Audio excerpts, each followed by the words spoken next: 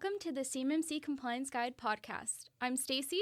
And I'm Brooke. From Justice IT Consulting, where we help businesses like yours navigate CMMC and NIST 800-171 compliance. We're hired guns getting companies fast-tracked to compliance, but today, we're here to give you all the secrets for free. So if you want to tackle it yourself, you're equipped to do so. Let's dive into today's episode and keep your business on track. Today, we're diving into the latest updates from the CyberAB's January Town Hall and what they mean for DoD contractors like you. There's been a lot of movement in the CMMC space, and we're here to break it all down. So, Brooke, why should DoD contractors care about what was discussed in the CyberAB Town Hall? Well, these town halls that CyberAB does, they're great information for the whole CMMC world. They give you great information, great updates, things you wouldn't know otherwise. We also try to provide a little newsletter or a little updates like this, but you just don't hear that very well unless you know to attend these or download the recordings or something. That's just really good information for the CMMC world.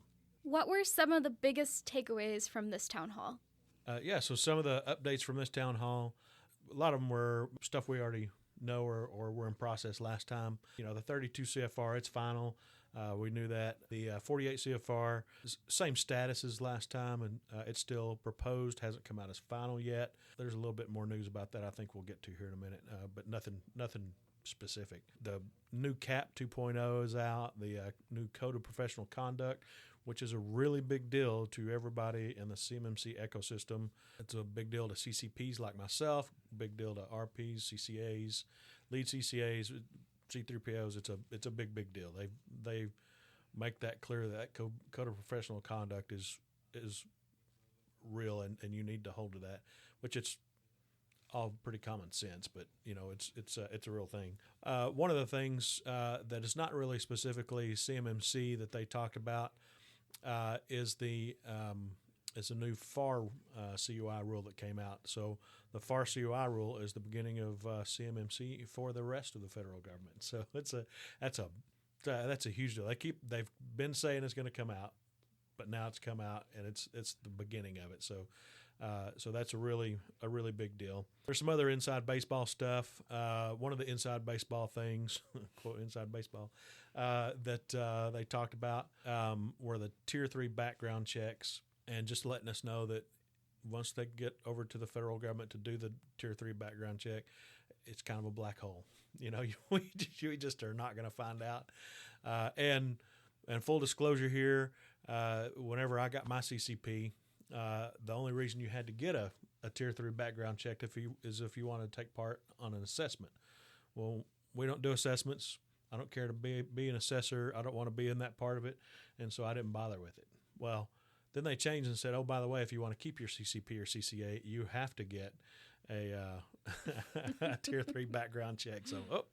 So filled all my I think it's a SF 86 form and out and turned everything in, got all that done, was contacted, all that kind of fun stuff. And so now I'm just waiting on mine. So now, since the 32 CFR went final, those of us who were certified before, like a CCP or CCA, but had to go back and do their background check, since that 32 CFR went final on the 16th, we're in a pending status. So as soon as that gets done, we'll be able to move. I'll have that designation again. But so anyway, but nevertheless, those are a lot of the things that were that they talked about. Are there any new deadlines or changes in compliance expectations that contractors need to be aware of? There's not really any new deadlines or anything. The assessments are available right now. They became available December 16th, so the CAP is done, the Code of Professional Conduct is done, C3PAOs are starting to be reauthorized. I don't know if all of them are reauthorized yet, but all of them had to get reauthorized. There's a good number of them that are already reauthorized and new ones that are coming on. But that's available sometime in 2026, as we talked about the timeline before. Sometime in 2026 is when certifications will start being required, at least by the federal government. That doesn't mean their prime won't require it sooner. But those are the kind of updates on the timelines. When will CMMC Level 2 certifications be required on contract? That is a timely question. Since I just mentioned that, I jump ahead on some of these things on accident sometimes. So, so we don't at this point we don't know. I mean, that's the actual answer. But what it looks like, so the 48 CFR that's proposed when it goes final, that's what will require it on the new contracts. So that is still in the proposed stage. President Trump, when he came into office, one of his executive orders was to basically say any rules that have been submitted but not published, or that haven't quite made it to being submitted yet, final rules. Anyway, they need to pull those back, and they need to take a look at them before they submit them. That's not really anything new. All administrations do that, at least from what I understand, all administrations do that. So it just means that there's going to be a little bit more time added on. The CyberAB guesstimated another 60 days maybe, but we'll see. So that 48 CFR rule, it'll likely be a little more than 60 days from today, for instance.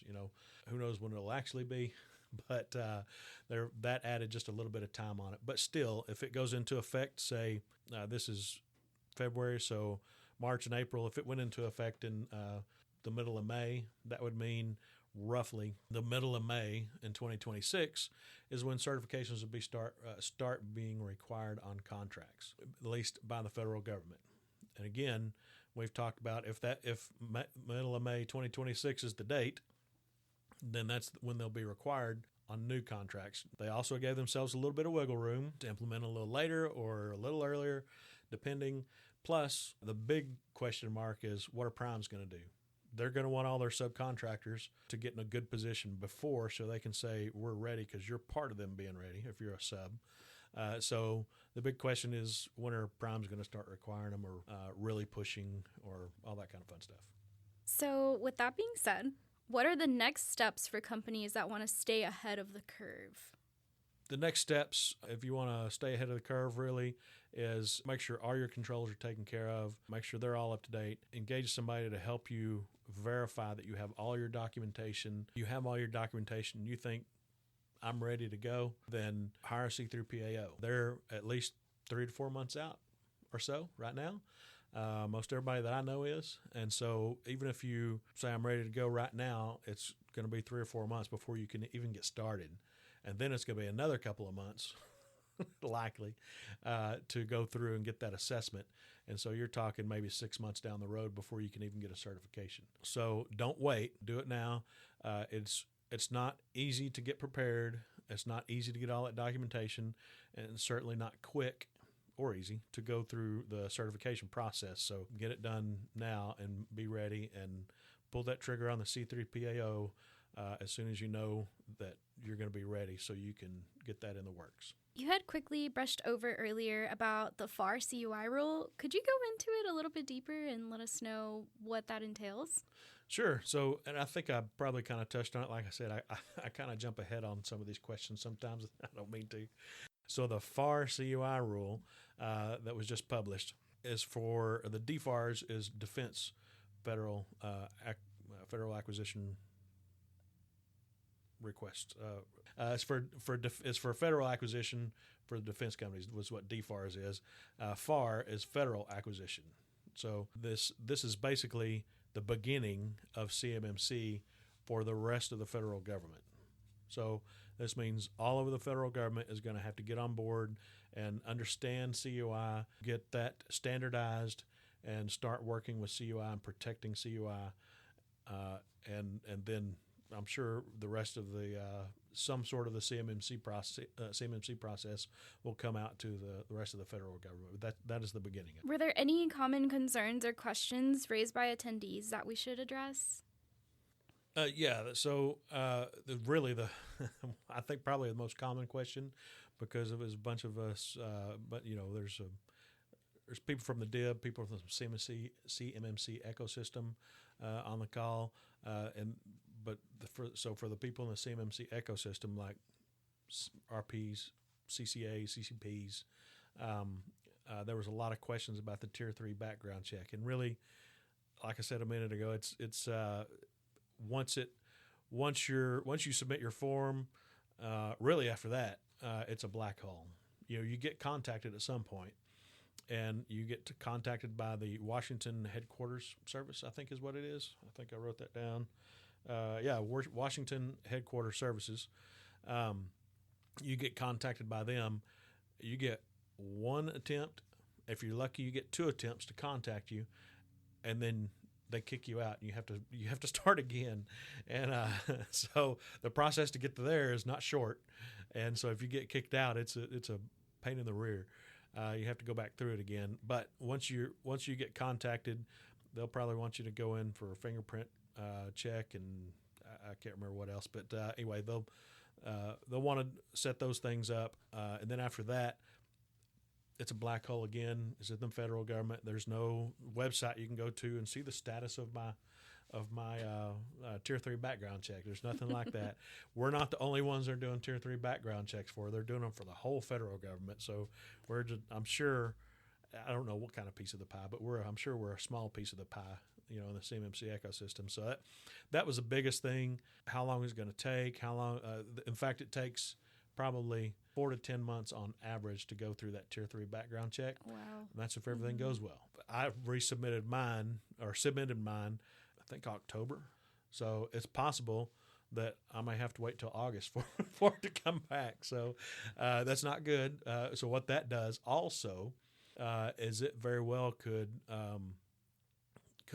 narrow the field of available CCPs and CCAs to participate on these assessments, which is not good because we're struggling to have enough anyway. And they're constantly trying to push people to get CCAs especially, and we need lead CCAs. That's a very strict requirement for a lead CCA. Tier 3 background check is the same for everybody, but so it's taken a long time, and that was that was what the most questions were about. Are there any other challenges that contractors might face with these updates, and how can they navigate them? The biggest challenge really is not knowing when exactly you need to be certified. One of the biggest challenges for us last year was, what's going to happen with security protection data, SPD, what's going to be the final requirement. We know what the proposed rule said. What's the final rule say? Now we know. But and so now we got to make sure that we meet that final rule. But we had a whole year to look at it and figure out what we're going to do for those places where we needed to address it. So this is kind of the same thing. When are you going to need to be certified? Well, not really sure. But when it happens, it's probably going to happen quick. And it's only going to be on new contracts. But, if you're bidding on new contracts or you get POs right now, or some of our clients get POs and they don't necessarily sign a contract to get new business. It's part of that PO, and maybe there is some sort of contract somewhere. Maybe that's going to change. I'm not the one that actually gets that business, so I don't exactly 100% know, but this is what our clients are telling us. But that's going to change, and that'll probably change fairly quickly. And so, like I said, these C3 PAOs are backlogged, and that's not going to get any better probably for the next 4 years, I would imagine. You don't know when you're going to need to be certified, so you just can't wait. If you do wait, likely to be behind the 8 ball and trying to figure something out because you can't get new contracts yet. The other thing is with all this is that as far as the DoD is concerned, you've known since 2017, to the end of 2017, that you've needed to be compliant with NIST 800-171, R2 now. So as far as the DoD is concerned, the cost with that, and the cost associated with being compliant, and all that fun stuff, and the act of being compliant, getting compliant, that's water under the bridge. That should already be done. They're not concerned with that. And so you should, if there's anything that needs to be POAM'd, get it taken care of, that is POAM'd, that's not taken care of yet, then you need to get that taken care of. That wraps up our recap of the January CyberAB Town Hall. If you have any questions about what we covered, reach out to us. We're here to help fast-track your compliance journey, so please, please, please text, email, or call in your questions. We will answer them for free here on the podcast, and you can find our contact information at CMMCComplianceGuide.com.